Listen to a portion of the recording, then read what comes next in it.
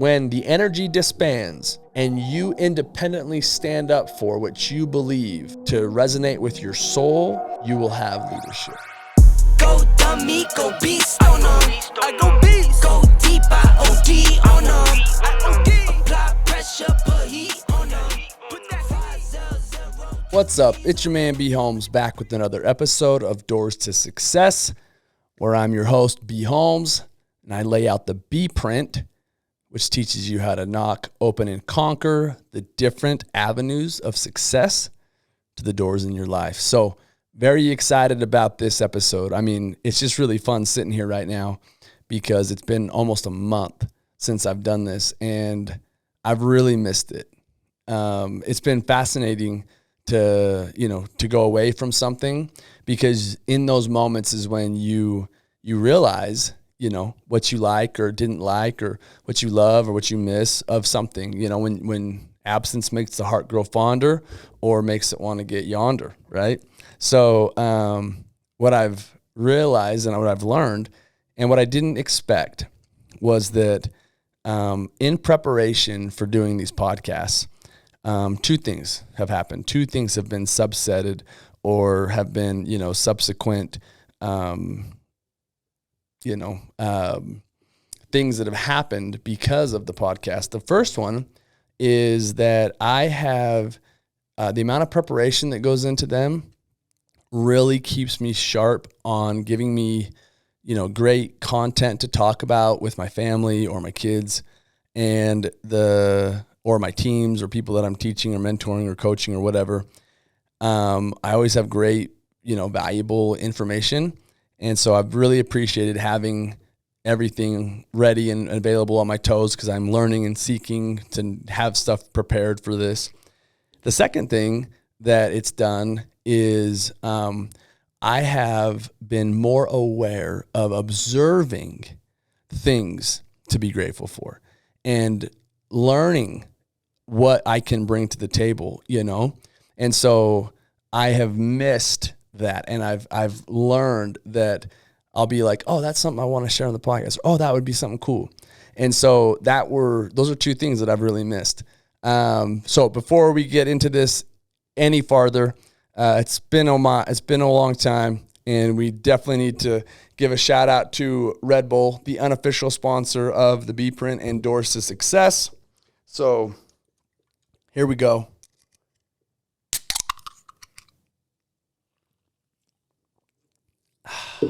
Thank you, Red Bull, for keeping us hydrated, energized, and moving on the doors to success.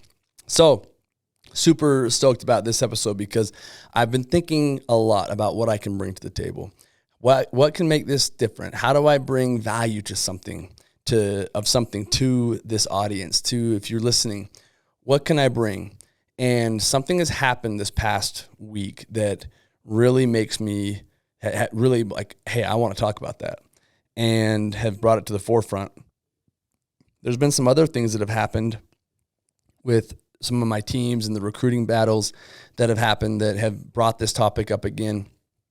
And also I've been asked to speak and be one of the workshop trainers at Door to Door Con 5. So shout out to Sam Taggart, really excited about this. And so I've been spending time thinking about how to add and bring a ton of value to Door to Door Con. Really excited about Door to Door Con. And I'll be training on recruiting. And so the topic that's kind of gone hand in hand with this that I am really excited to talk about, and I wanted to do it different. I wanted to bring something totally different to the table, and do it a little bit different. And so I'm really excited. This is like my favorite topic of all time. And we are going to discuss leadership and how leadership is influence, nothing more, nothing less. And instead of reading a bunch of quotes, instead of regurgitating a bunch of good one-liners and talking about leadership, I'm actually going to share a story that I observed and I was a part of that will bring something that you couldn't learn in a book. There's a lot of great books out there I've read on leadership, and it's probably the one thing that's changed my entire view on everything. It's the one thing that really let me know that this was what I wanted to do. Sales was what I wanted to do for a living, because I could actually create leadership groups, and I could choose how to outline those and create those. And I could be a leader in sales and design it however I wanted to. And I just thought it was like the ultimate leadership experience. And it has been. So leadership is great, but there's a lot of books out there. And I was just going through some of my favorite books on leadership. Favorite leadership book of all time, The 21 Irrefutable Laws of Leadership from John Maxwell. The 5 Levels of Leadership from John Maxwell. Leaders Eat Last by Simon Sinek. The Winner's Manual by Jim Tressel. Extreme Ownership by Jocko. The Hard Thing About Hard Things by Ben Horowitz. The 1 Minute Manager by Ken Blanchard. Shoe Dog. Urban Way by Urban Meyer. Phil Knight did Shoe Dog. Those are my favorite books on leadership. A lot of great quotes too. And again, I didn't want to, just regurgitate someone else's thoughts on leadership, or, give you guys what other people say about leadership. So there are some really good quotes though. And I think that, it helps your mind thinking about leadership, because how would you define leadership? I mean, there's been so many examples, but I think this last experience that I had this past week really helps me redefine what I think leadership is. After 15 years, I'm redefining leadership for myself. And leadership, from John Maxwell's writings, is what determines the person's ability to be effective. Leadership is influence, nothing more, nothing less, is what he says. Personal success without leadership ability brings limited effectiveness.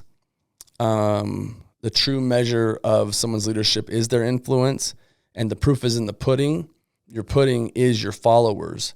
The proof of leadership is found in the followers. The other things, you can have courage and still suffer without leadership. So no matter what other things you think you have, if you aren't a great leader and you don't have great influence, then you don't have anything. I'll tell you this, I've learned that when you run the race of life, or in business or family, and you get to the ending, the finish line, and you're by yourself, you haven't led anyone to the finish line. There's no one with you. There's no team with you. You're standing there alone. That was a really long race that you'll wish you would have done with somebody, that you'll wish you would have had people there, and you wish you would have been a better leader. Leadership is measured by how well you take care of your people. And trust is the foundation of leadership. And in our industry, in sales and in speaking and communication, the currency of great communication is trust. So if trust is the foundation of leadership, and the currency of communicating is leadership, or is trust, how do you go build great leadership or trust in 12 minutes or in 12 years, right? You could either make or break it. And I've had people, as I've been discussing this with people, say, hey, you can't build great leadership in 12 minutes. And I'd beg to differ. And I'm going to use a story that I just observed to try to exemplify this principle of leadership. So, very, very awesome story. I'm blessed. I'm super blessed because I am a dad of 2 girls and 2 boys. So I get to observe the polar opposites, right? The polarity in raising children. And my family goes, I've got a girl who's 15, a boy who's 13, a girl who is 9, and a boy who's 6, sorry. So we are like, I got girl, boy, gap, girl, boy, and they're the same difference in age, right? So we really we had like 2 shots at a girl, boy, and a girl, boy, like opportunities to raise them. And luckily, my family is we're a huge football family. Like for me, luckily for me, we love to watch football. My wife is the best. She, even on Sundays, will support laying around on Sundays during football season and watching the games. We've all got our different teams, and so it's fun, to be able to pick our team and root for our team on Sundays. And the reason why I'm telling you this is that it sets the backdrop where my older son and my younger son are about the same, or they're the age difference is about the same as my two daughters. And what we've learned is from that 14 to that 6 phase, right? So that double, that 6-8 gap, what that does is that allows the kids to still be competitive and play with each other and hang out and do stuff. But it's old enough to where it doesn't allow it to be taken too far. Like there's no blood. There's fights, but there's no blood, right? And the younger one will get competitive enough and like nippy, and the older one will be patient enough and then shut it down. And so it creates the perfect dynamic. I'm just so lucky to have this dynamic. And so my oldest son, his name's Elijah, and he is what I would say is a sober child. So Elijah, you'll never see him on my social media. You'll never see him in the limelight. He has no desire to want to. And it's not that he doesn't, enjoy those things. He just doesn't like it. And so watching my son Elijah be an awesome leader, but be quiet and be the guy in the background and be the silent force for good has been so interesting for me to learn and observe, because I like the cameras. I like the light. This is where I feel I can really put my leadership to good use, where he does it from the background. And it's been a super cool learning experience for me, where I can learn from my kids. And my son Mosiah, we call him Mo. My son Mo, like I said, he's 6, and he also is sober, but the word I would use for Mo is tender. Mo is a tender child, and he's super tough. He's all boy. He gets in and gets dirty, but he's got a very soft heart. And it's unique because my girls could be president of the United States. My girls are going to be CEOs. I got no doubt that my girls are going to be running things. They say what they feel. They say what they think. They say what they don't think. They'll be in your face like they're get it done type of girls.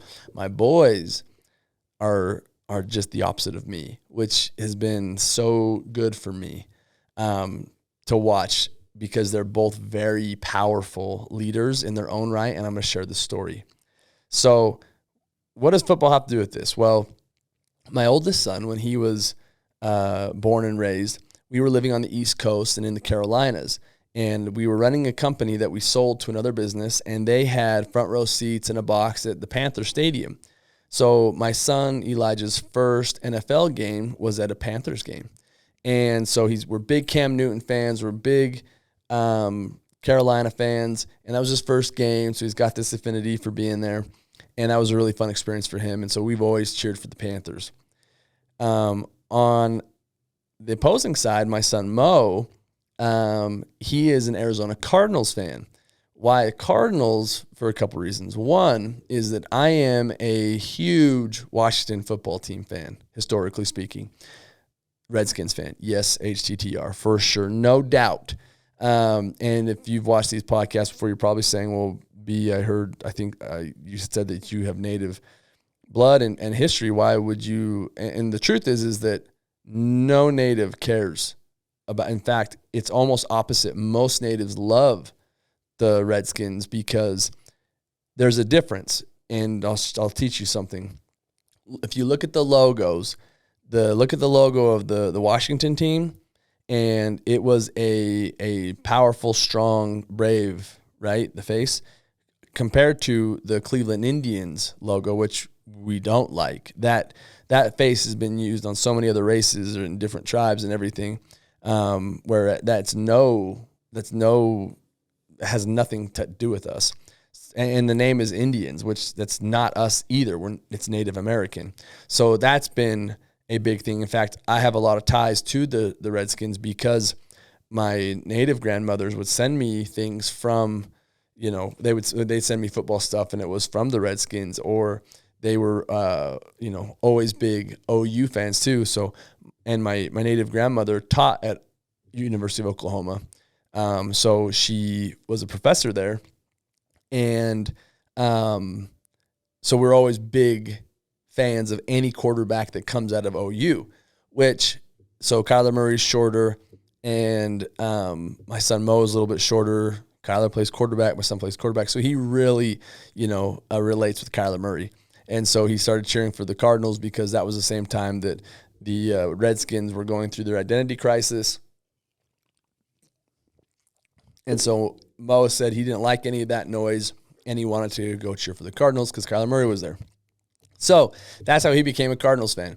So, and their birthdays are very unique too. So Elijah, his birthday is December 18th, and Mo is October 28th. So for their birthdays, it's always tough because, if you have a birthday that's anywhere within the Christmas time, I'm sorry, you're getting the shaft. Elijah, if you're listening, I'm sorry, man. We always make it up. But don't kid yourself. If your birthday is December 10th, between January 1st, your parents gave you the shaft. I'm just being honest with you. From being a parent, it's just not the same. Birthdays and Christmas is happening and presents are there, so you got your gifts for Christmas. But so this year, my wife, being smart as she is, and she kind of knows the schedule, she was like, hey, don't the Cardinals play the Panthers like soon? Because we're thinking about what to get Mo for his birthday. And we looked at the schedule, and sure enough, on November 14th was the game for Panthers playing the Cardinals. And so that's right in between their birthdays. So perfect. So we were super stoked. The other thing that kind of happened that was cool was the reason why I haven't done this podcast in a month was I had back surgery, and not just the little one, but it was the big one.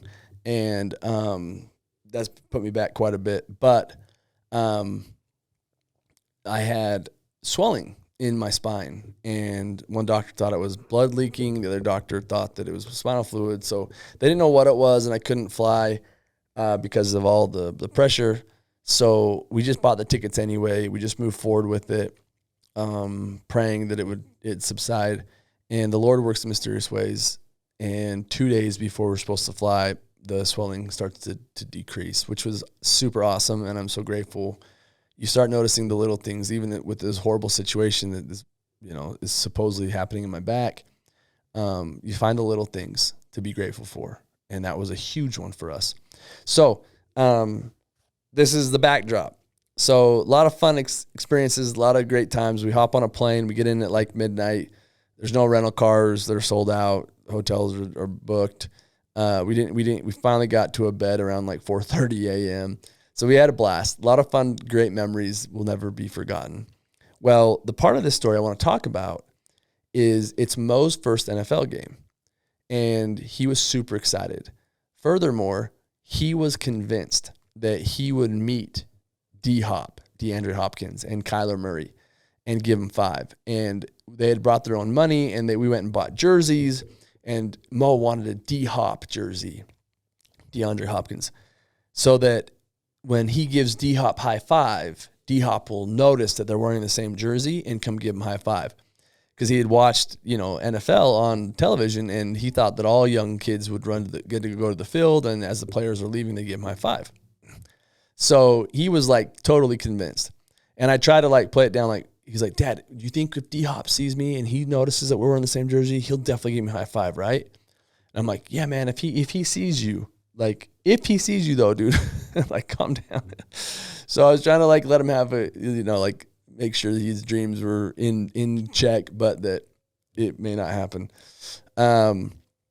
So we get there and we got good seats. We were like 9th row, right behind the Cardinals. And the first thing that was sad was that D-Hop, K. Murray, and J.J. Watt all were injured, so they didn't even get a play. So Mo was a little bit let down on that and noticeably was disappointed.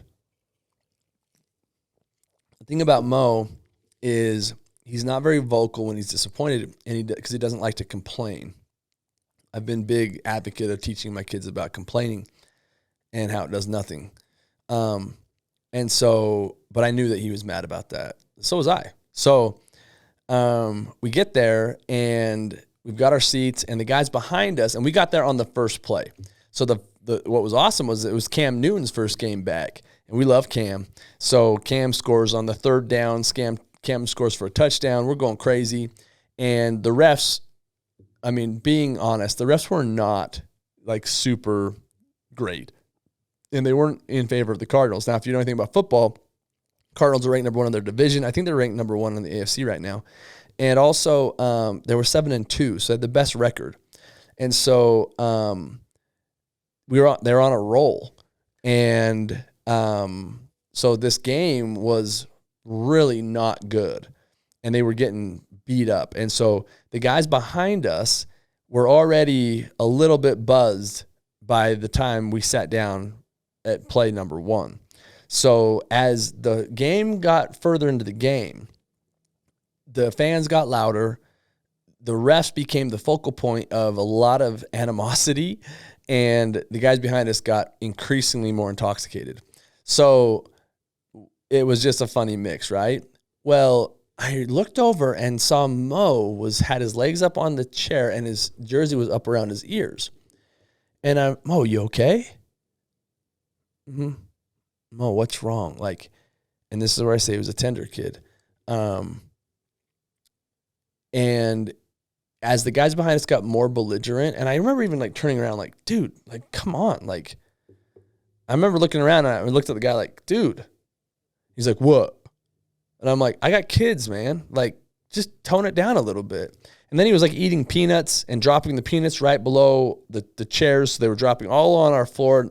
He had no crumbs underneath his feet, and we were 2 bags of peanuts worth. It was just turning into this like belligerent situation that I was getting a little agitated with.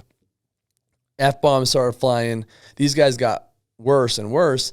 And Mo pulls on my jersey and looks at me and says, Dad, why does everyone hate the refs? And I'm like, and now Mo isn't like, you know, he's not new to this. Like, he plays sports. He's in a competitive basketball league. He plays AAU. His team lost in the championship for flag football. And so he's super involved in football. He knows all about referees. The refs didn't give us great calls the last game. So he's very knowledgeable about refs. And so he knows why people, but it was a different question. It was, why does everyone hate the refs? And obviously it was magnified by the guys behind us. But I remember saying, dude, it's fine. Like, they're refs. They're used to it. And Elijah goes, yeah, Mo, they're used to it. Like, just enjoy the game. And Mo looked at me and said, I don't know anyone that would get used to that kind of hate. This kid's 6. And I was taken back that here he is observant from their perspective. And he put me in check. Here he is observing this hate and animosity towards a group of people for no reason. And something about that mob mentality in the game is once one people yells, drops an F-bomb at the referee, you suck, it's so much easier for everyone else to kick someone when they're down. And we've all been there. Like, if there's a group that's mobbing on something, why wouldn't you just walk up and kick them and run away? Like, you've all been there. I yelled stuff at the ref in that. Come on, ref, right? We've all been in that scenario. And so I was just absolutely taken back at Mo's observation and how much it was affecting him. That was what was like, was really interesting. And so I put him on my lap and he was sitting there, and just the hate was going strong. People were yelling more crappy things about the refs. And out of nowhere, it was quiet, and Mo yells, I love you, ref. And I look at Mo, and I look at Elijah, and we're like, I said, what'd you say? He said, I said, I love you, ref. I said, all right, that's cool, man. Yeah, that's cool. Like, whoever says I love you, ref? Why would you ever say that?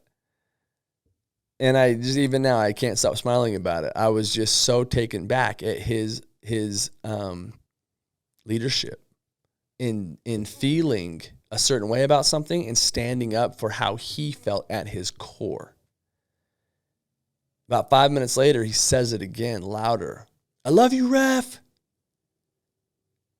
And the lady ahead of us, she said, okay, good job, ref.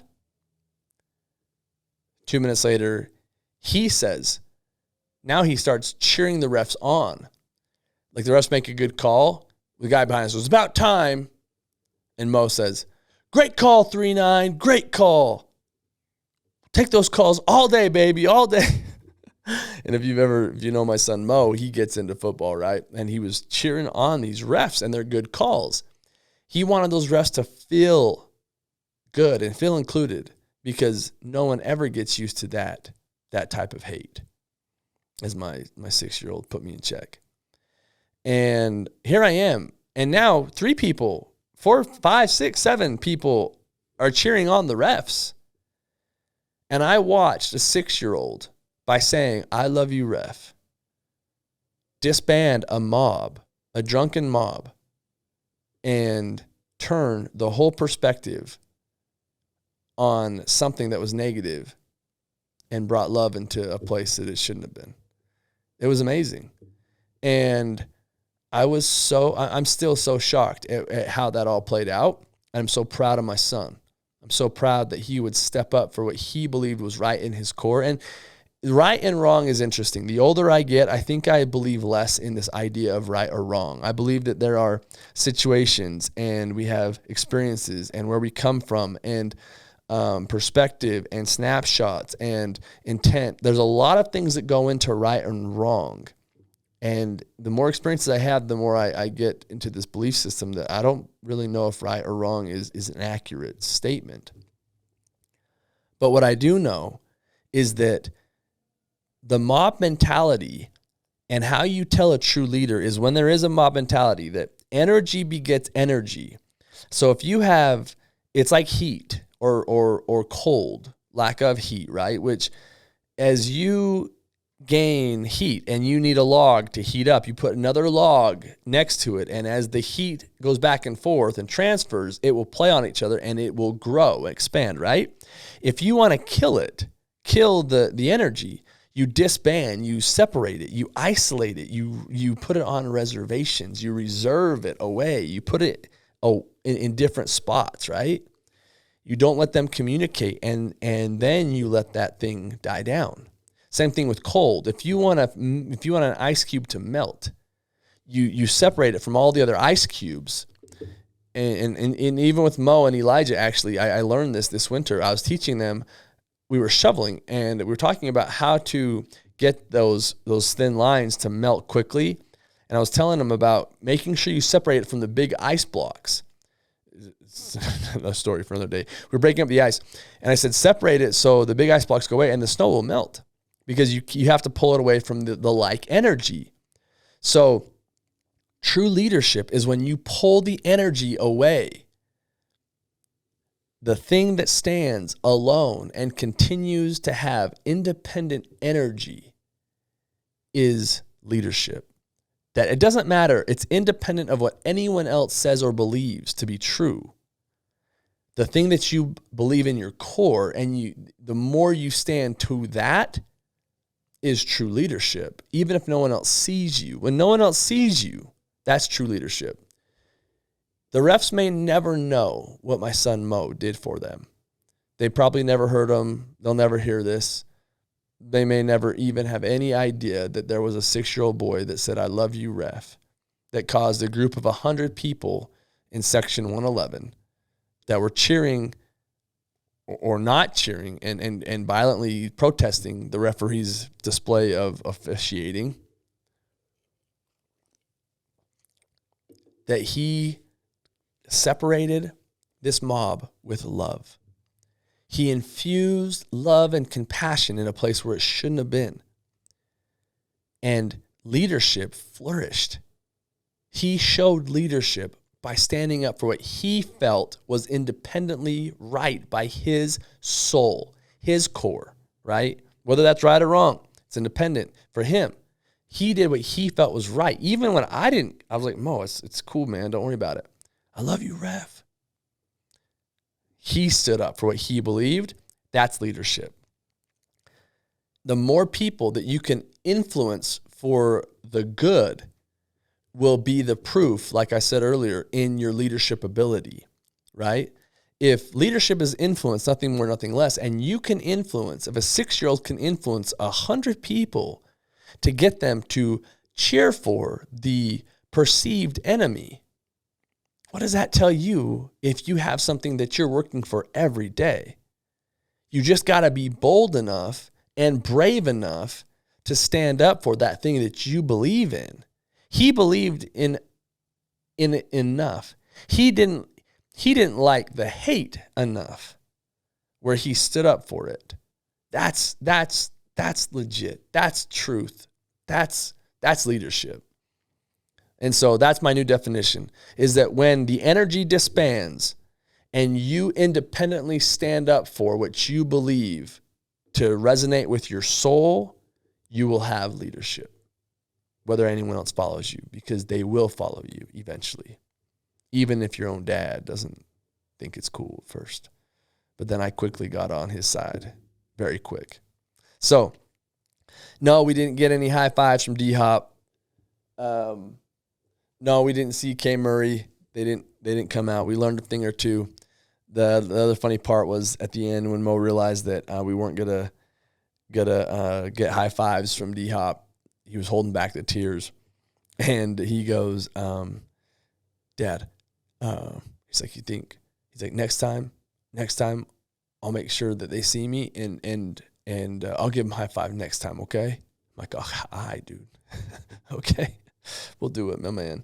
I just feel so bad as a dad. You want to give your kids everything. But shout out to Jeremy Chin. We actually did go down on the field afterwards. And the Panthers came through, and Jeremy Chin, my son was wearing his number 2-1 jersey. So he came over and said, nice jersey, man, and got a picture with my son. And shout out to Tremble. He ended up giving us one of his gloves because it was my son's birthdays, like I was telling you. So that was cool. So we had a cool experience there. But Mo didn't get to high-five D-Hop, and that was his birthday wish. And so it was kind of nice to watch our kids, to see them stand up for what was right, even though the situation wasn't what they thought it was. He could have been disappointed on so many levels, but he still stood up for what he felt was right, which was super cool. So there is my lesson on leadership. Even sometimes when you feel that no one else would care and no one else is watching, even when people that are in charge tell you that you are okay, it's whatever resonates with your soul independently. Like I had said, I remember one time in high school, there was a couple of my buddies that figured out that they could reach their arm up in the pop machine and yank out these pops.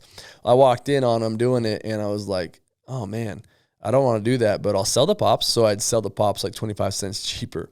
Well, we were sitting in history class, and they came in, the police officers came in and pulled my two buddies out. And there was, the starting 5 on the basketball team, and there was my two buddies, and they got pulled out and they got suspended. They came back in super mad. And I'm like, dude, you think I'm going to get caught? And they're like, don't say anything. You're fine. We can't afford you not to play. And I even went to my coach, and I said, hey, coach, hypothetically, let's say that someone else was involved in that didn't steal them but was involved in selling them. Do you think that person should go turn himself in? And the coach is like, you talking about you? I'm like, nah, maybe. He's like, if it's you and they didn't catch you and they knew about you, obviously, but they let you go, don't even worry about it. I was like, all right, thanks, coach. And I remember being like, God, why did that coach tell me that? Why did he tell me that? It still wore on my soul. So for the rest of the day, it wore on me, and it kept bothering me. So I turned myself in. And I walked up, and I said, hey, I didn't steal them. This is what I did. And the principal's like, I wish you wouldn't told me that. Small town, sports are everything. And he ended up, I only got suspended for 1.5 games because I came in at halftime.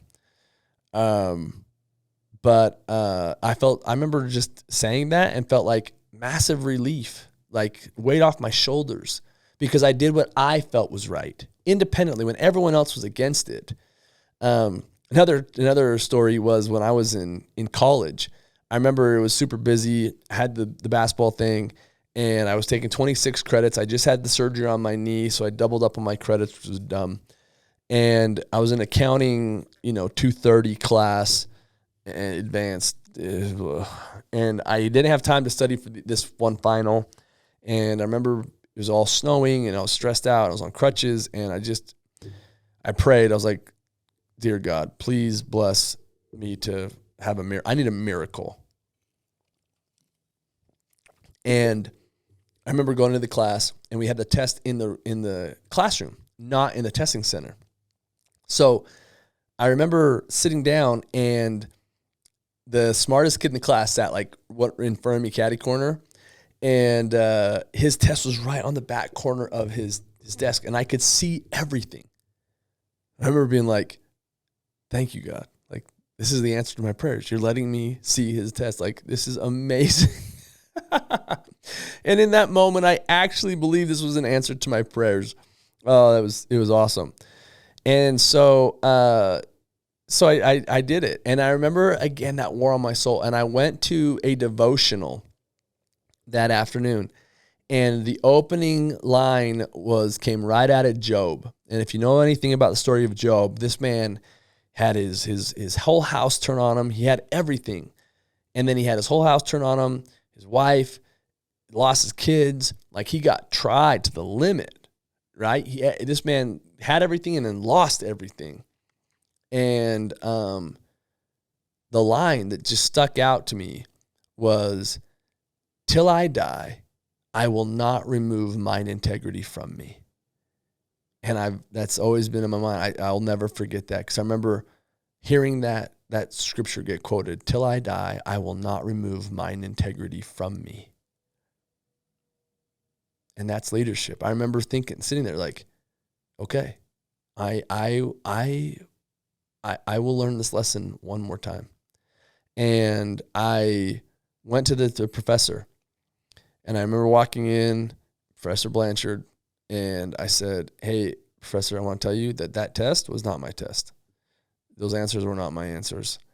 You can do whatever you want from me. You can do whatever you need to me. You can fail me. I'll retake the class. I'll do whatever is necessary, but I cheated on that test. And he said, well, everyone actually didn't do well. A few people passed. You were one of them. I was like, gosh, shoot. But he said, I'm going to give everyone an opportunity to retake the test anyway. So if you want to retake the test, there's your chance. He's like, I already made my mind up. There was the miracle. I remember being, but I let that off my chest. And he's like, well, let's talk about this cheating thing. And I got in trouble. But I was grateful for that experience to know that do what you feel is right. Let the consequences follow, whatever come what may. So later on in life, there was an experience where I was at a company and some things were happening. And they wanted me to do and say some things against certain individuals that wasn't 100% accurate or true. And there was a lot of things that were put on the line. My job, stock options, money. And that line hit me back again. Till I die, I will not remove mine integrity from me. That decision ended up going on costing me, a couple millions of dollars, $2 million actually. But I've never felt happier in a decision when I resigned from that position. And I just felt that same weight lift off my shoulders. There's not an amount that you can put on your shoulders when you look in that mirror and you realize that you did what leadership requires. Not for anyone else other than yourself. For what you know. Because if you can't look yourself in the mirror and you can't look in your eyes yourself and know that you did what you needed to do for that situation, for what independent truth requires for your soul, again, not right or wrong, but independent truth for your soul, then you know you can start forging your way in leadership. And that's not something you learn at once. It just isn't an event. Leadership is not an event. Leadership is a process over and over and over. Leadership was my son Mo, knowing and loving people regardless, us raising him where he's around lots of different people that are hated on, and teaching that love is most important, and him being that byproduct where he's okay standing up and sticking up for the little guy. That's leadership. So my definition has been redefined. Hopefully that helps. Hopefully that gives you guys some insight on and share something with you. Hope those stories resonated. But those were some really impactful moments in my life that have really helped define my goals and my vision in leadership. Signing off. Till next time, it's your man B.Holmes. Thank you for listening to the Doors to Success podcast. Don't forget to like, share, comment, and subscribe for more. Visit bholmes.com for more information on how you can join the B Print.